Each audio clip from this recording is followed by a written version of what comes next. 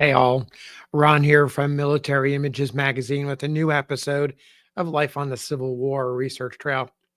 You know, our memory of the Civil War has benefited from a cadre of capable writers who hailed from the ranks of journalists, editors, and other correspondents who wrote for newspapers and magazines in the age of mass media that began during the lead up to the war and continued throughout the rest of the 19th century.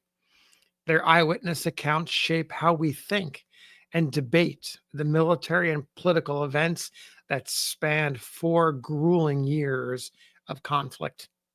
One of the best of the breed is U.S. Assistant Secretary of War Charles A. Dana, life dates 1819 to 1897, whose writings during and after the war capture events and people in vivid detail. He's pictured here. It's a wonderful photograph of him in camp in June 1864. It's part of the collection of the Library of Congress. Dana's posthumously published book, Recollections of the Civil War with Leaders at Washington and in the Field in the 60s, includes a description of him that I think underscores his contributions to our American history. It goes like this. Charles Anderson Dana was 44 years old when his appointment as Assistant Secretary of War put him behind the scenes of the great drama then enacting and brought him into personal relations with the conspicuous civilians and soldiers of the war period. Born in New Hampshire on August 8th, 1819, he had passed by way of Western New York, Harvard College, and Brook Farm into the profession which he loved and in which he labored almost to the last day of his life. When Secretary Stanton called him to Washington, he had been engaged for nearly 15 years in the management of the New York Tribune, the journal most powerful at the time in solidifying Northern sentiment for the crisis that was to come. When the war was over and the Union preserved, he returned at once to journalism. His career subsequently as the editor of The Sun for 30 years is familiar to most Americans. It is proper to note the circumstances that the 3 years covered by Mr. Dana's recollections, as here recorded, constitute the only term during which he held any public office and the only break in more than half a century of continuous experience in the making of newspapers. His connection with the government during those momentous years is an episode in the story of a life that throbbed from boyhood to age with intellectual energy and was crowded with practical achievement. Now, it's a little bit about Dana. Let me give you a flavor of his writing. I want to share 3 accounts from his book. These are encounters with battlefield dead and wounded, all bringing to the surface the pathos of war. Keep in mind, Dana, not a military person, only in the war, taking that break from his career and being in the field for the first time. So I want to share the first of the 3 anecdotes. This occurs after the May 1st, 1863 Battle of Port Gibson, part of Ulysses S. Grant's Vicksburg campaign.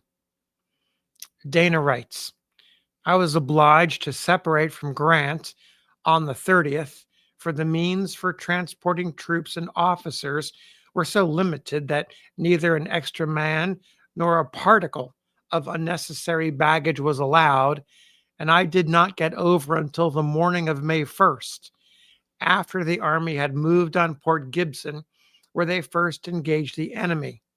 As soon as I was landed at Bruinsburg, I started in the direction of the battle, on foot, of course, as no horses had been brought over.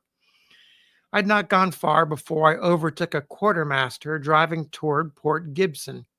He took me into his wagon, About 4 miles from Port Gibson, we came upon the first signs of the battle, a field where it was evident that there had been a struggle. I got out of the wagon as we approached and started toward a little white house with green blinds covered with vines.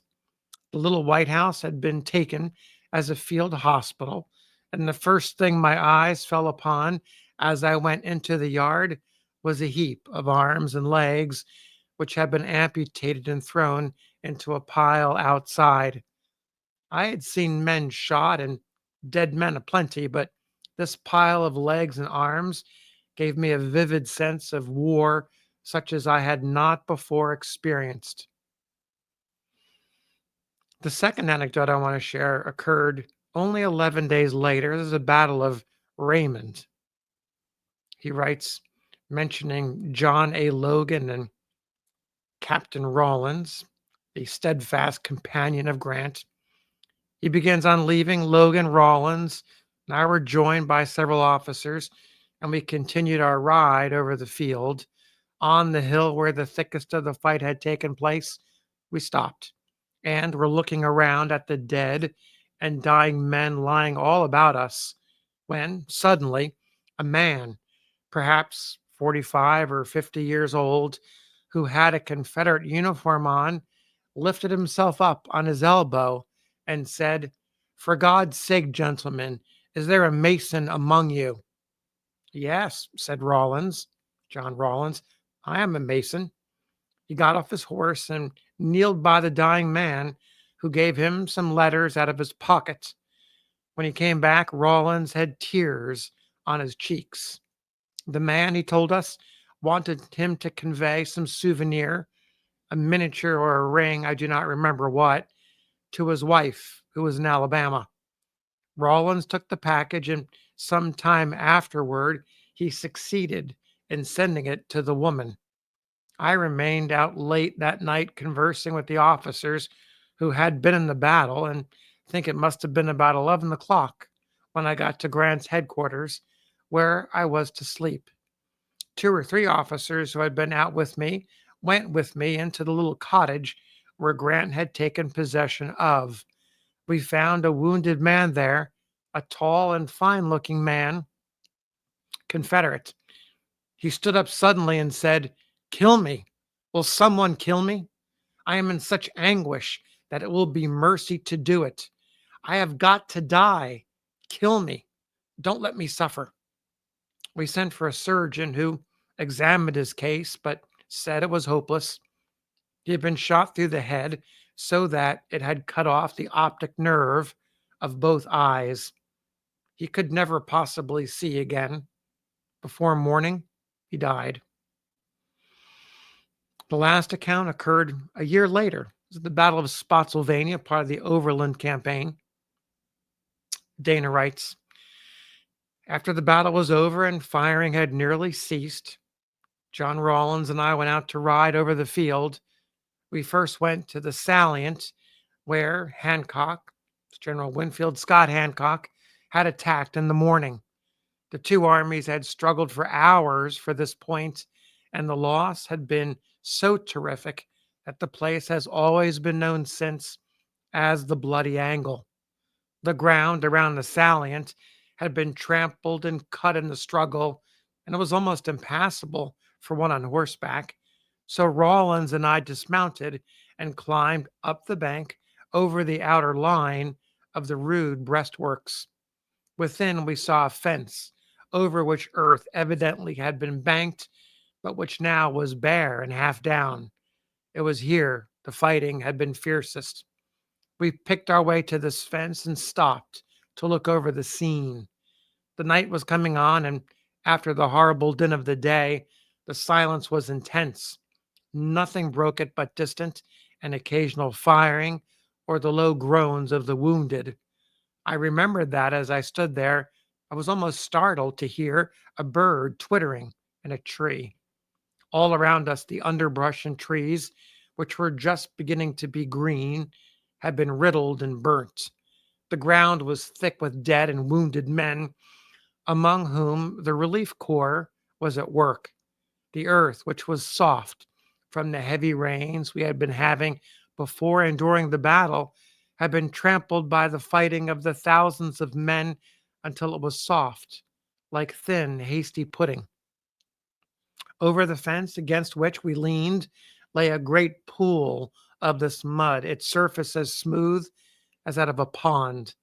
As we stood there, looking silently down on it, of a sudden the leg of a man was lifted up from the pool and the mud dripped off his boot. It was so unexpected, so horrible, that for a moment we were stunned. Then we pulled ourselves together and called to some soldiers nearby to rescue the owner of the leg. They pulled him out with but little trouble and discovered that he was not dead, only wounded.